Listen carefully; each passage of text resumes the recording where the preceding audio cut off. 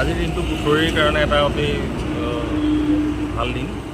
কেলৈ এটা দীৰ্ঘ সময় ধৰি আমি ষ্টেট বেংক অফ ইণ্ডিয়াকো এটা দাবী কৰি আছিলোঁ যে এই অঞ্চলত এটা ATM খোলক, কাৰণ ইয়াত যথেষ্ট সংখ্যক SBI গ্ৰাহকো আছে, AGBB গ্ৰাহকো আছে। এইসকল গ্ৰাহকে ATMৰ জৰিয়তে পইচা উলিয়াবৰ কাৰণে এইফালে 27 কিলোমিটাৰ দূৰৰ জখলাবন্ধালৈ যাব লগা হয়, অথবা এইফালে 10 কিলোমিটাৰ দূৰৰ কঁহৰালৈ যাব লগা হয়। কিন্তু এই সমস্যাসমূহৰ মুখামুখি হৈ আছে ইমান দিনে গ্ৰাহকসকল, আৰু এই সমস্যাৰ পৰা আজি তেওঁলোকে অন্ততঃ মুক্তি পালে বুলি ভাবিছোঁ। আৰু সকলো গ্ৰাহকে এই আপোনালোকৰ জৰিয়তে এইটো জানিব যে ইয়াত এটা ATM গঢ়ি তুলিছে আৰু তেওঁলোকে নিজৰ যি সুবিধা এই সুবিধাসমূহ গ্ৰহণ কৰিব বুলি আশা কৰিলোঁ। এই অঞ্চলত মানে ATM নাছিলে। আজি আমাৰ কুঠৰী পঞ্চায়ত এলেকাৰ আমাৰ সন্তোষ বৈশ্য নামৰ এজন যুৱকে ইণ্ডাছ কোম্পানীৰ এটা ATM বহাইছে। সেই গতিকে আমাৰ এই অঞ্চলটো